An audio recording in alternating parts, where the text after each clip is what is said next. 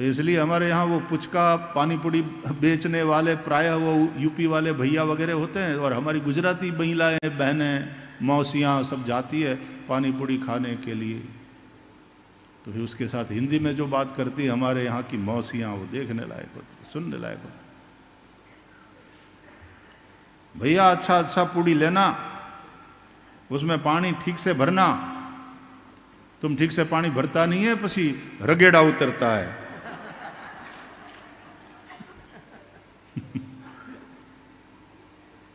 हमारे मुंह में नहीं जाता पूरा, वो टूटा हुआ पूड़ी फिर रगेड़ा उतरता है।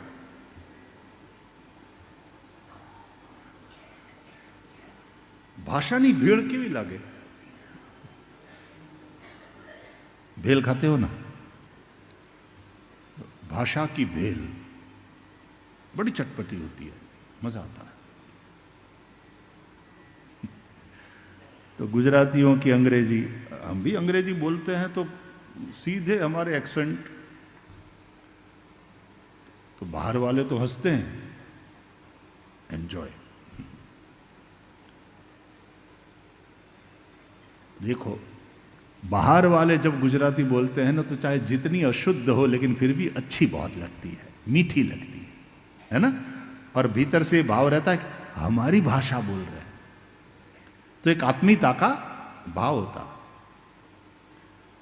अब हमको कहाँ आती है वो सब तेलुगु वगैरह या तमिल, लेकिन वहाँ चले जाते हैं, वणक्कम से शुरुआत करते हैं तो अगला रिसीव करता है बड़े प्यार से। तो जितना भी आ जाए, आज मैं गया था हमारे अनिरुद्धाचार्य जी के उसमें ठाकुर जी का दर्शन करने के लिए, तो फिर वहाँ बहुत अच्छी सेवा कर रहे हैं वो लगातार। अन्न क्षेत्र एक हमारे, मुझे अच्छा लगा ये, मुझे बताया गया कि 24 घंटा अन्न क्षेत्र चलता है, चाहे जब भी कोई आ जाए उनके लिए खाना तैयार मिलेगा। हजारों लोग खाना खा रहे हैं, रोज प्रसाद ले रहे हैं।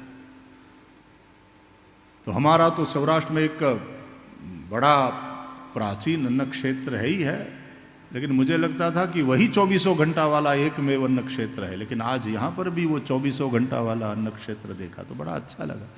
हमारे यहाँ बगडाना में बजरंग दास बापू की जगह है, वहाँ भी हजारों की संख्या में, हजारों की संख्या में लोग रोज प्रसाद लेते हैं 24 घंटा, चाहे जब भी चले जाओ, चाय कॉफी छाछ भोजन सब तैयार। रात में 1:30 बजे आप यदि कार लेकर के पहुंचो तो आपका स्वागत, जुम्मा भेज जाओ बापा, जुम्मा नु तैयार। अरे भाई 1:30 बजे कहाँ भोजन करेंगे रात में, तो बोले चाय कॉफी दूध। यह आतिथ्य है भारत का। भारत भारत है साहब, भारत भारत। ये बातें यहीं पर है। हाँ, जो भारत के लोग बाहर है, विदेशों में भी चलने वाले गुरुद्वारों में गरम गरम हलवा मिलेगा प्रसाद में। वहां गुरुद्वारे चलाने वाले हमारे सिख भाई है, वो भी इतना तगड़ा लंगर चलाते हैं। वो कोविड में तो जो काम किया है अमेरिका के गुरुद्वारों ने, हमारे वहाँ के ट्रस्टों ने जो कुछ काम करना था तो फिर उन गुरुद्वारों के माध्यम से किया कि ये लो इतने $, आप अच्छा काम करो, लोगों को जिमाओ, प्रसाद पाओ।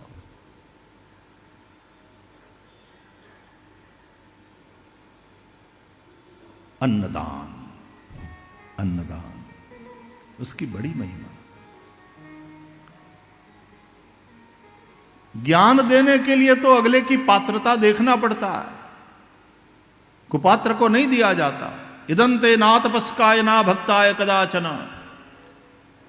लेकिन अन्नदान में तो अगला भूखा है बस यही देखा जाता है, और कुछ नहीं देखा जाता। एक संत थे, छोटा सा आश्रम था, अन्न क्षेत्र चलाते थे, मंदिर था, सुबह शाम आरती होती थी, जितने भी आवे सबके लिए भोजन प्रसाद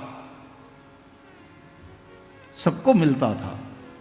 लेकिन संत ने एक नियम बना रखा था कि पहले 3 माला जपना जरूरी है। आओ, एक जगह माला रखी होती थी, ये माला उठाओ, अपने स्थान पर बैठो, भगवान का नाम स्मरण करो, 3 माला जपो। तब तक वहाँ से वो थालियाँ सबको बांटना, बैठा के जिमाते थे, फिर सबको परोसकारी, सबको परोसना, लेकिन 3 माला जपना जरूरी होता था। सब 3 माला जपते बैठे बैठे। फिर एक आदमी निकलता, वो टोकरा लेकर, तो सब लोग अपनी अपनी माला उस टोकरे में डाल देते, आंखों पे लगा के, और फिर ब्रह्मार्पण करके हरिहर भोजन शुरू। तो इसी तरह एक बार पंगत लगी, लोग आने लगे। बाहर वहां पर जो टोकरा रखा गया था माला का, उसमें से माला उठाते, पंगत में बैठते, हाथ में माला लेकर के जपते। 3 माला जपना जरूरी। पंगत लगने लगी, लोग माला लेकर के बैठने लगे, अपना अपना इष्ट मंत्र का जप, कोई आग्रह नहीं, अपने इष्ट मंत्र को जपो, लेकिन माला जपना जरूरी, ये नियम बनाया गया था। एक दिन कहीं से एक हट्टा कट्टा आदमी आया,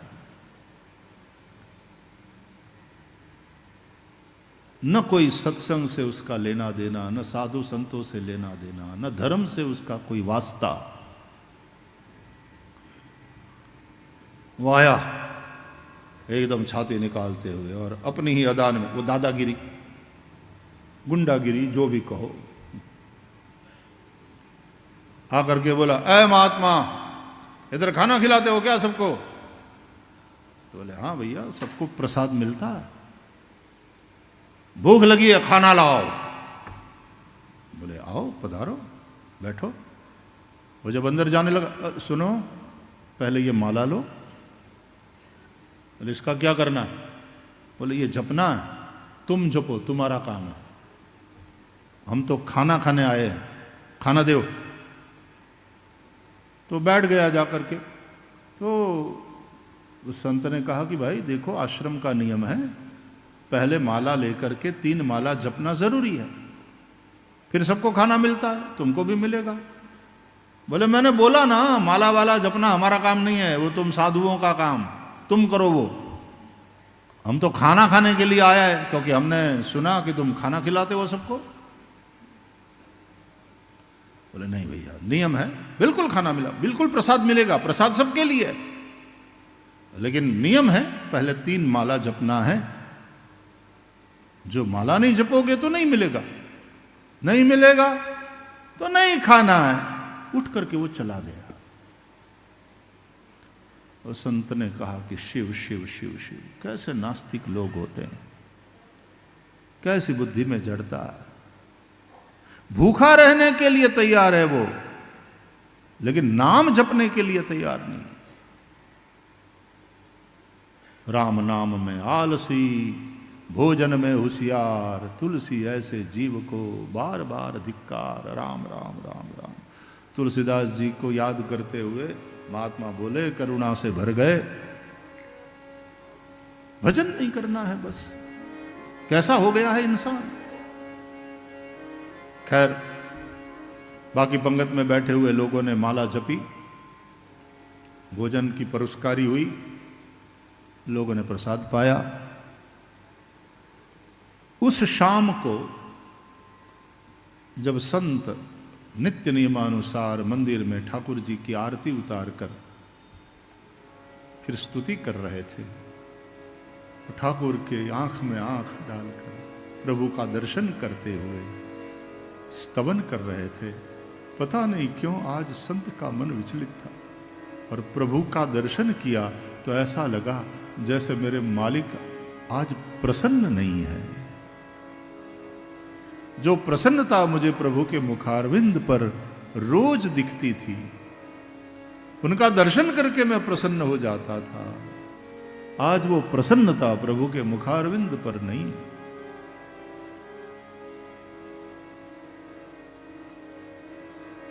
स्तुति करी लेकिन चैन नहीं। और संत बड़े निर्मल हृदयी, निर्मल मन जन सो मोहि पावा। प्रभु क्या बात है, आप आज प्रसन्न नहीं हैं, हमसे कोई गलती हो गया क्या? ठाकुर जी ने कहा कि आज इस आश्रम से एक आदमी भूखा लौट गया, इस अन्न क्षेत्र से एक आदमी भूखा लौट गया। तो संत ने कहा कि भगवान, वो चला गया, भजन नहीं करना था उसे, आपके नाम का जप नहीं करना चाहता था वो। अरे आप रोटी देते हो तो आपका नाम तो ले, भजन तो करे। नास्तिक था प्रभु, भजन से उसका कोई वास्ता नहीं। तो भगवान ने बड़े दुखी मन से कहा कि क्या मैं नहीं जानता कि वो नास्तिक है? तुम तो मुझे अंतर्यामी बोलते हो ना, मुझे पता है वो नास्तिक है, मुझ में उसका विश्वास नहीं है, फिर भी 45 साल से उसको पाल रहा हूं ना।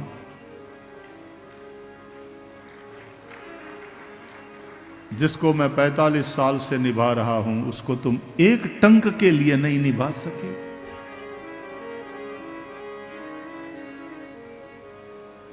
वो भूखा निकल गया यहां से,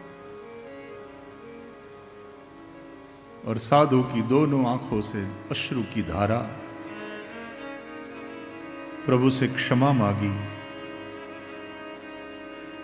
पहला काम उसने नोटिस बोर्ड पर जो सूचनाएं लिखी थी उसमें से ये वाली सूचना को हटा देने का काम किया कि 3 माला जपना अनिवार्य है, फिर ही प्रसाद मिलेगा। अन्नदान में तो वो भूखा है यही देखा जाता है। अन्नदान, कोई यदि ये कहे कि आपके द्वारा खाया हुआ अन्न खा करके वो जिंदा रहता है और फिर अपराध करता है, तो वो पाप करता है, तो आपको भी उसका पाप लगेगा कि नहीं? फिर क्योंकि आपने पापी को पोषा।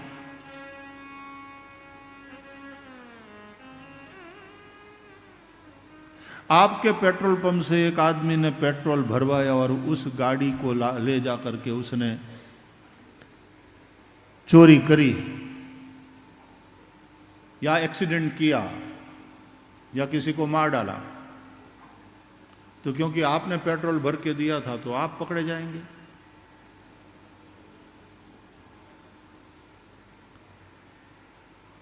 उसने तो पैसा लेकर के पेट्रोल डाला, आपने अन्नदान किया। रेस्टोरेंट वाले भी पैसा लेकर के खिला देते हैं, उसकी भूख मिटी।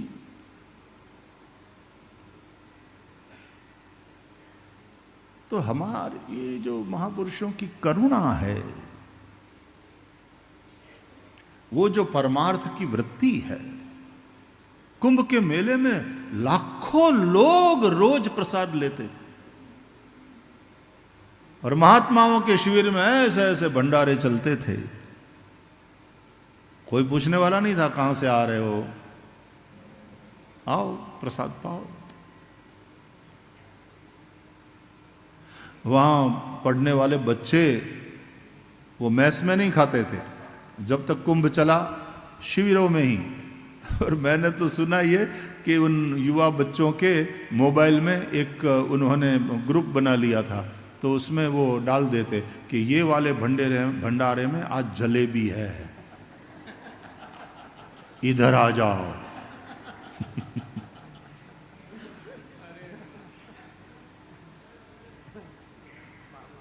या तो यहाँ आज हमने इस भंडारे में बड़ा भंडारा तगड़ा चल रहा है, महाराज जी भी बड़े प्यारे हैं, आज हमने बालूशाही खाई, क्या बालूशाही बनी है, और फिर तुरंत बाकी वाले सबको मैसेज पास, और सारे वहां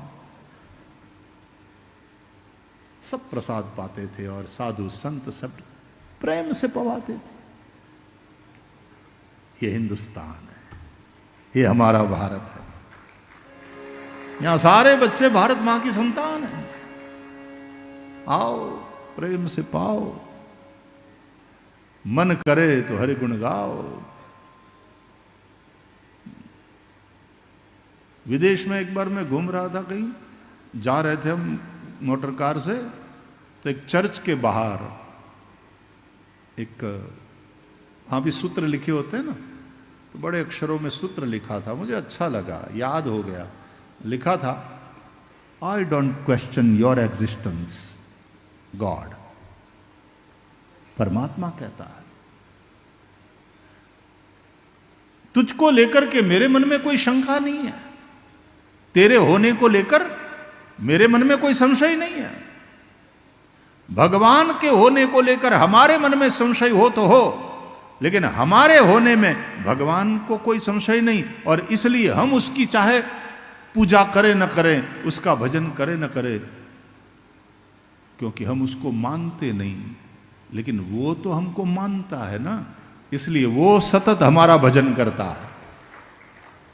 भज सेवायाम, तो वो सतत सेवा में लगा है, तुम्हें प्राणवायु देता है, तुम्हारे लिए बरसात बरसाता है, तुम्हारे लिए ये पेड़ फल फूल प्रदान करते हैं, तुम्हारे लिए नदियां बहती हैं, तुम्हारे लिए अन्न पैदा होता है। कुपुत्रो जाए तक क्वचिदपि कुमाता न भवती। हम उसको भजे न भजे, वो तो हमको भजता है।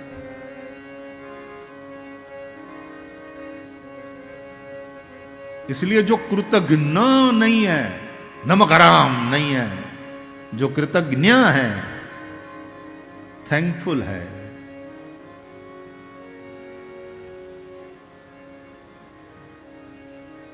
वो तो बचेगा। ओ पालनहारे निर्गुण न्यारे, तुमरे बिन हमरा कौन नहीं। ओ पालनहारे निर्गुण न्यारे,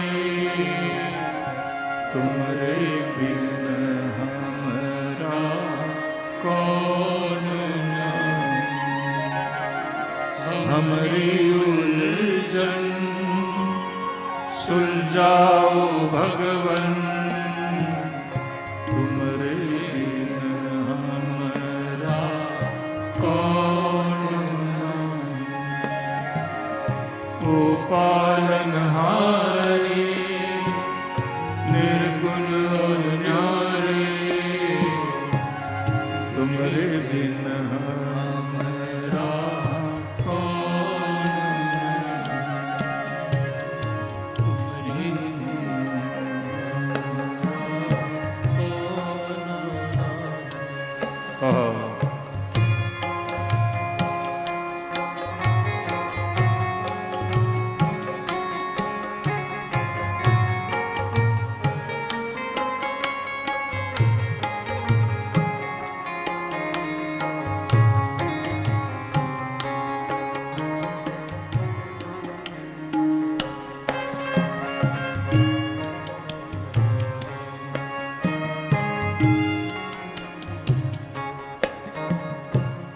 तो यदि कृतज्ञ हो, नमक हराम नहीं हो,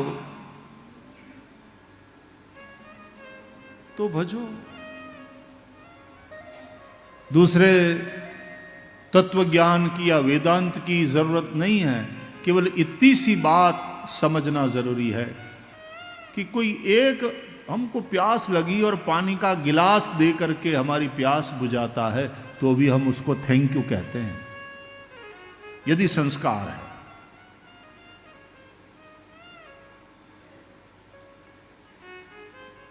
अरे किसी ने, कहीं हम गए और स्वयं उठ करके हमें बैठने की जगह दे दी तो भी हम उसको थैंक यू कह देते।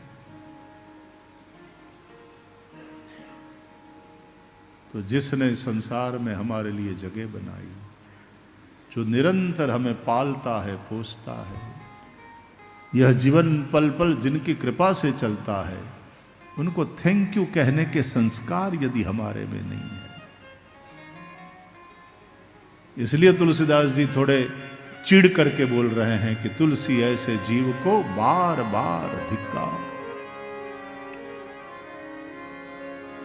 तो पता नहीं आजकल का यह एजुकेशन और आजकल का समाज जहां जा रहा है, मीडिया, सोशल मीडिया, सबका प्रभाव, वो भी अच्छा काम करते हैं और कर सकते हैं, अच्छा प्रभाव भी डाल सकते हैं। मीडिया खराब नहीं है, उसका उपयोग किस तरह से किया जा रहा है ये महत्वपूर्ण है। और आदमी जो नमक हराम होता जा रहा है, कृतघ्न होता जा रहा है कि अपने ही माँ बाप की सेवा नहीं करता, जिन माँ बाप ने जन्म दिया, पाला, पोसा, पढ़ाया, और अपने ही माँ बाप को धक्का देकर। वृंदावन में ऐसे कितने हैं, कितने, जो बिहारी जी की सन्निधि में आ जाते हैं। फिर आज मैं वहां अनिरुद्धाचार्य जी के यहां मिला माइयों से, कोई तो सेवा कर रहा है किसी और के माता पिता की, और कोई है जो अपने ही माँ बाप को धक्का दे करके निकाल दे। ये क्या कृतघ्नता है। ये बड़ी चिंता की और दुख की बात है कि समाज कृतघ्न नहीं, कृतज्ञ बना, नहीं तो बड़ा पाप हो रहा। मातृ पितृ द्रोह, गुरु द्रोह, राष्ट्र द्रोह, मानवता का द्रोह बहुत बड़ा पाप। और याद रखो कि वो पाप भुगतना पड़ेगा। अवश्यमेव भोक्तव्यम कृतम कर्म शुभाशुभम, भोगना ही पड़ेगा। अपने ही माँ बाप की तुम सेवा नहीं कर पाते, अपने माँ बाप को धक्का दे करके निकाल दो, वे बिना आसरा के हो जाए। जिसकी गोद में तुम पले उसके लिए कोई छत नहीं, जिसने तुम्हें दूध पिलाया, तुम्हें पकाकर खिलाया, वे भूखे भटके। हे भगवान, हे भगवान, कहां जा रहा है समाज।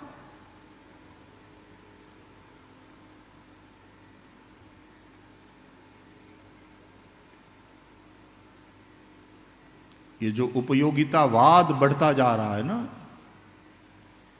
कि अब उपयोगिता नहीं रही, धक्का मार दो, छोड़ दो, जो चीज उपयोगी नहीं है फेंक दो। गाय अब दूध नहीं दे रही है, उपयोगी नहीं रही, जाने दो मरने के लिए। माँ बाप बूढ़े हो गए, हमारे लिए अब उपयोगी नहीं है, उल्टे हमारे लिए लायबिलिटी बन चुके हैं, धक्का दे दो।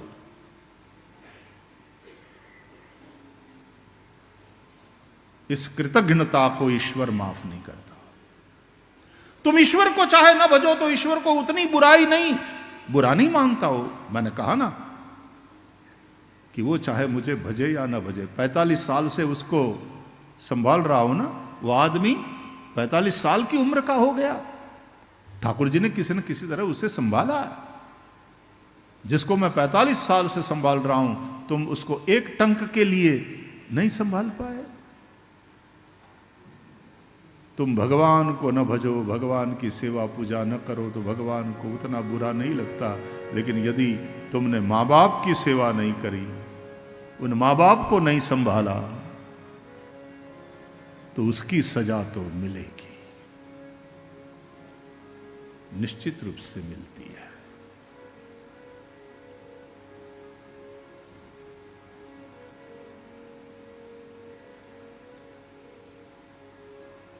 तुम्हारे कारण माँ बाप की आंख में आंसू नहीं आना चाहिए।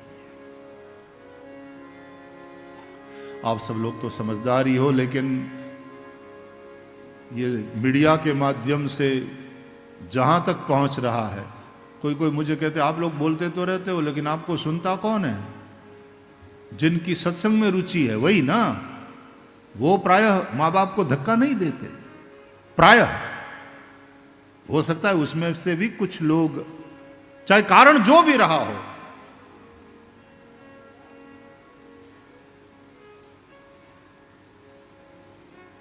इसलिए स्कूल कॉलेज में बचपन से ही बालकों को जो संस्कार दिए जाते हैं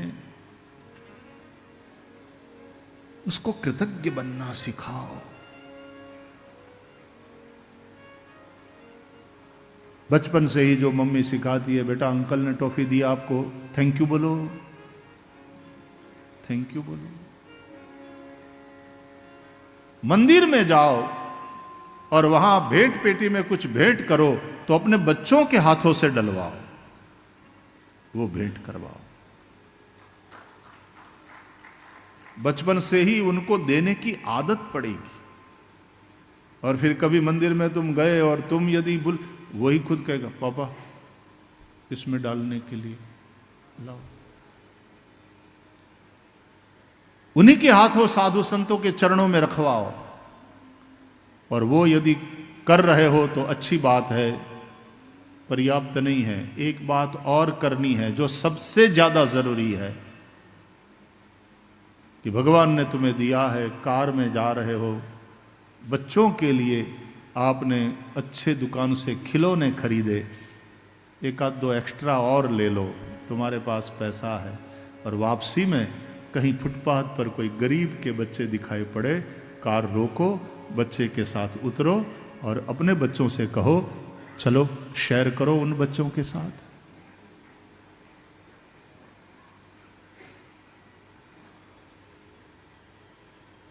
और वो बच्चे जब उन बच्चों को देंगे, उन बच्चों के ऊपर जो हंसी और प्रसन्नता होगी, और फिर दोनों में एक जो मैत्री वाला भाव बनेगा,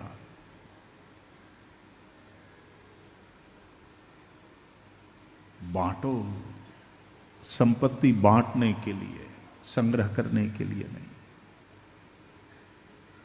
मैं भारत मेरा देश है, मैं भारतीय हूं, सभी भारतीय मेरे भाई बहन हैं, मेरे देश के प्रति मेरा प्रेम है, ये प्रतिज्ञा पत्र रटाया तो जाता है बच्चों को, लेकिन उस भावना को भी जगाया जाए, ये जरूरी है। सूरत में कई ऐसे प्राइवेट स्कूल्स चल रहे हैं जहां माँ बाप के साथ बात करके स्कूल मैनेजमेंट ने ये नक्की किया, माँ बाप के सहयोग से, कि महीने में एक दिन सभी बच्चे अपने अपने घर से अनाज लाएंगे। और प्रार्थना के समय में वो एक दिन निश्चित किया जाता है महीने में, कि जो गेहूं लाया, बड़ी बड़ी कोठियां, बड़े बड़े पात्र वहाँ रखे जाते, ड्रम कह लो, तो गेहूं लाया है तो गेहूं के ड्रम में डाला, चावल लाया है उसने चावल में डाला, मूंग की दाल लाया है मूंग की दाल में डाला। इस तरह से सभी बच्चे घर से कुछ न कुछ, और बच्चे कहते हैं मम्मी से, पापा से, आज वो दिन है, आज मैं क्या ले जाऊं। और सारा अन्न अनाज इकट्ठा करके, और फिर आदिवासी क्षेत्रों में जहां निवासी स्कूल्स चल रहे हैं वहां वो राशन पहुंचाया जाता है उन बच्चों के लिए। तो बच्चों को बचपन से ही देने की आदत पड़े, उन्हें कृतज्ञ बनना सिखाओ। यज्ञ क्या है? ये जो कह रहा हूं बात, भगवान भगवत गीता में जो कह रहे हैं कि सह यज्ञा प्रजा सृष्टवा पुरोवाच प्रजापति ही, यज्ञ समेत परमात्मा ने प्रजा को उत्पन्न किया। और प्रजापति ने फिर कहा अनेन प्रसविष्य द्वमेशवो स्पृष्ट कामधुक्। और ये यज्ञ क्या है? बोले यज्ञ समेत प्रजा को उत्पन्न किया और प्रजा को प्रेरित किया, तुम यज्ञ करो, इससे तुम्हें इच्छित की प्राप्ति होगी। तुम इस यज्ञ के द्वारा देवताओं को प्रसन्न करो। और ये यज्ञ है बांटना। जो तुम्हें प्राप्त हुआ है वो प्रसाद है। पहली बात, प्राप्त है वो पर्याप्त है, संतोष। दूसरी बात, प्राप्त है वो प्रसाद है। इसलिए अकेले नहीं खाना चाहिए, बांटना चाहिए।